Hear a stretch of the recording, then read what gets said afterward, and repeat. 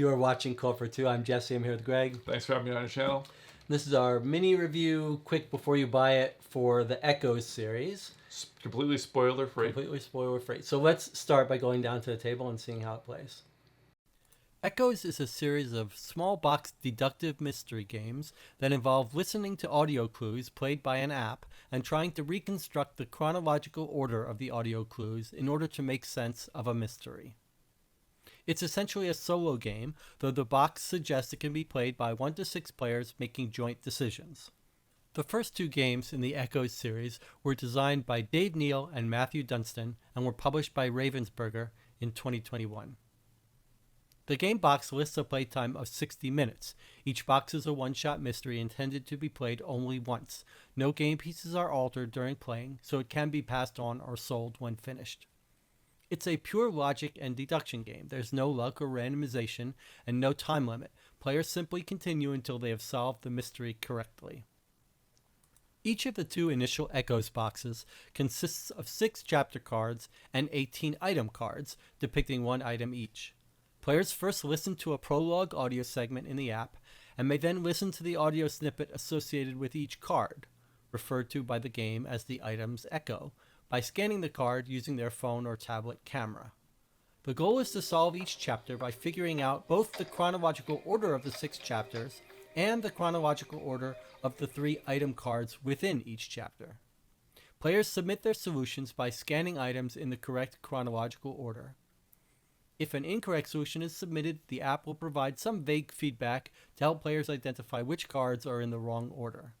Additional hints are available within the app for players who find the game too difficult. After players have found the correct solution, an epilogue story will play, describing the final solution to the mystery as a reward. So I should say I played the first of the boxes, The Dancer, solo, and recorded it. You can watch that on our channel. And one of the things that surprised me after I bought the game was to realize that the designer is Dave Neal, who is the designer of the Sherlock Holmes Consulting Detectives Baker Street Irregulars box, which I love and I've done playthroughs of. It's Dave Neal and Matthew Dunstan, something like that. So what did you think? We played the cocktail together. Yeah, we just played that. Well, let's look at the components first, art and components, which we like to usually do. I mean, the component, first of all, you see this right out of the box. There's no spoilers. I'm just going to repeat that again. And the artwork is good. It's evocative of that scene. So when you're looking like, hey, what was that scene, where you can easily find it. It's the same thing with these. And I like the fact that these are chunky cardboard, so you can easily tell what the chapter heading is and what the art, just the pieces of those are. So that's very easy. But really the meat of what you're getting with this game, what you're paying for, I guess, are the audio clips, which are very well done. The voice acting, different characters, male and female, and they all are very good, and a lot of good Foley effects for those sound effects. And there's a lot of things happening, so you kind of have to listen and decipher various clues. And they're very, I guess I could say they're very rich. There's a lot of things going on in there. So I think the audio quality and the Foley artists did a great job, and the voice actors and actresses did a great job. Yeah, I mean, I have very little to add to that, only to say that it's nice to be you're really listening for little sound effects, like little footsteps or little background music that might help you connect scenes. Mm-hmm. Yeah. So what about the gameplay, Jesse? Well, so you saw the rules overview, basically how to play, but when we played, you were like, is this a game or is this an activity? And it's an activity. It's a little bit of both, but it's a fun activity. The decisions you're making, you're basically just trying to line up the orders of things, but there's some clever mechanics in the game. Well, Mike, that's not a bad thing, being an activity. Sure. It's just sometimes you play things and you're like, it's kind of an activity, not really. Yeah. But I do think there are some little clever mechanics. First of all, the game has you use only half the little item clue cards to make it a little easier, but it makes the puzzle a little different. And you could play, the game says, if you want to play a harder mode, do it all at the same time, which maybe if we had known this one was a little easier, we would have done. But the other thing, I guess the mechanic that I like the most is that you're doing kind of constraint satisfaction. You've got 9 cards, they match up with 3 chapters, and you're not just saying, let me listen to these 3. 6 chapters.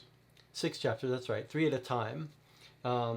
you're not just saying, I listen to this, it goes here, I listen to this, it goes here. You're saying like, well, if these 3 cards are here, if I'm right about this, then I've constrained my possibilities for these other chapters. And sometimes you're like, well, this has to go here to be consistent with this. And there's like a little fun constraint satisfaction going on. Yeah, I think the decision spaces, I mean, I'm, you know, like, I think there's not a lot, like, I kind of asked Jesse, I'm like, is this fun? Like, is this like, I mean, are the choices meaningful? I mean, this, you know, there's only 2 out, and you'd played one, so we played the other. It's quite easy, but there were a couple things where like, oh, this is kind of cool, so this has to be here because of this sound. And you're kind of piecing together the story a little bit. And then, you know, so there are some kind of little deductive things going on the listening side and the story side of it. And then there's some light deduction, as you mentioned, which is like, hey, you know, like if we match these up, then we have that locked, and then we've got a smaller pool, which is light deduction, I guess. Yeah. I mean, I don't know as like there's a lot of, you know, like choices. You're kind of along for this ride, for this activity, I think. Well, that's an interesting point to make. I felt a lot more like in this game we just played. I felt a little more like we were on for a ride. Like you're hearing this slightly fun story, and you could imagine, even if it didn't require any deduction, you might enjoy the process of unfolding this mystery. But it's not quite rich enough for that. I felt the first game I played really required more puzzling together the order of things. Yeah, I mean, it's interesting because like if it were written out, it wouldn't work. Well, obviously the sound effects wouldn't work, but I mean, like, you would have it if you had it visually in front of you where you could just read them quick.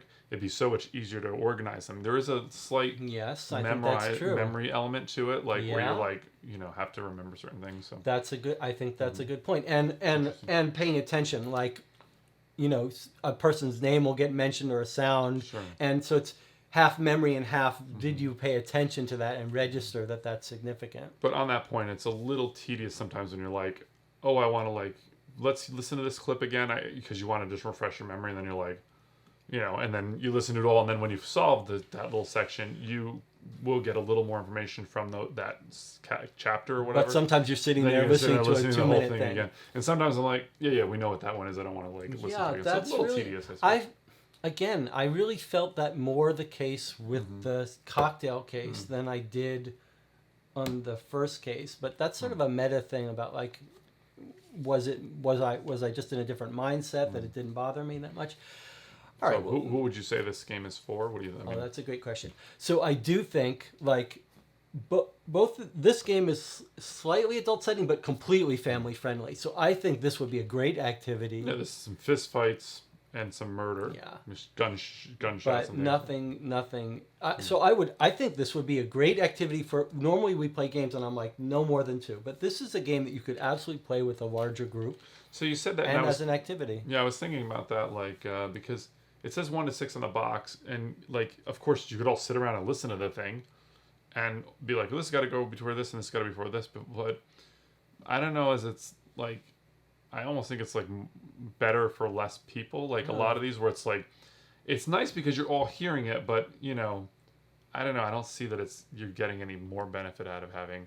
I'm really kind of torn about that. Whether it's not quite the problem of like you're playing an escape room game and it's like, well, you've got all this stuff and I gotta wait for you to look at it so I can look at it, and then you got 4 people and you're like, yeah, because you're listening. But you are all listening, but it's kind of the same thing where you're maybe like, listen to that one. No, listen to that one. I don't know.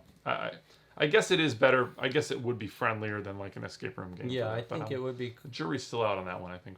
Okay, well, I think it seems like it would do well with multiple players, and as you point out, it's an activity as much as a game, and a fun activity. Like everyone's sitting around listening. I just mean in terms of there's not that much to figure out, and so that might make it so you're all kind of like, well, obviously this goes here or this goes here. Sure. It is fun when you put the piece together and then listen to it and like, oh, that makes sense. But you could see like, you know, like it's a good family weight, or non gamers for sure can play this game. I don't think you need to know.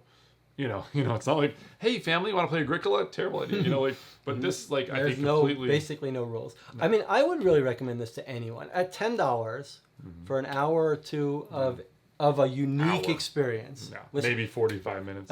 This case, the other case was harder. But like as an hour activity for $10, a totally new kind of game. Hey Jesse, what are your final thoughts? Yeah, well, that's my final. Yeah. That's my final thoughts. Yeah. I would recommend it to everyone. Yeah.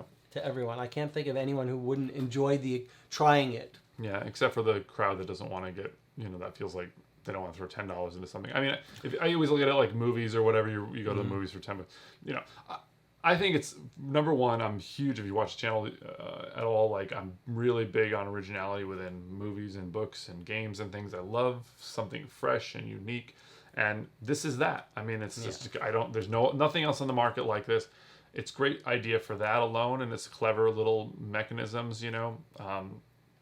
What was the thing you said? It was it's very reminding of the game Return of the Obra Dinn. Obra Dinn. Mm-hmm. Which is computer game. Yeah, which is or I played it on Xbox, but it's kind of like a light version of that, which is kind of cool. But so I love the originality of it. I thought it was entertaining.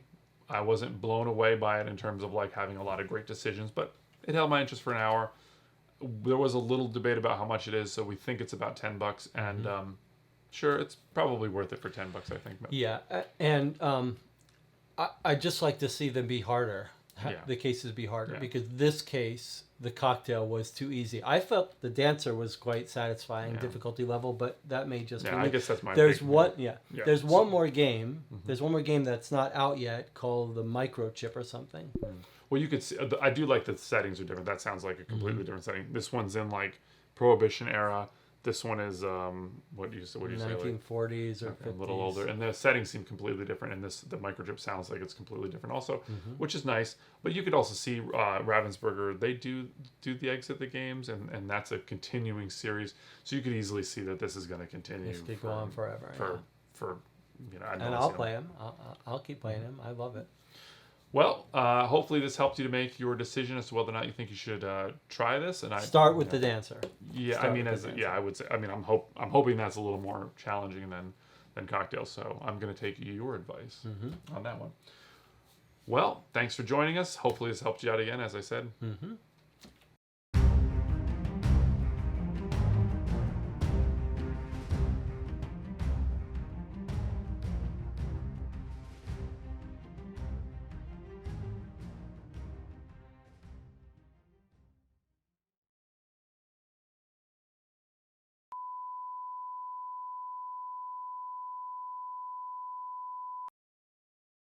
I did think of someone that, if you're deaf, you're probably not going to enjoy this game. Well, that's pretty obvious.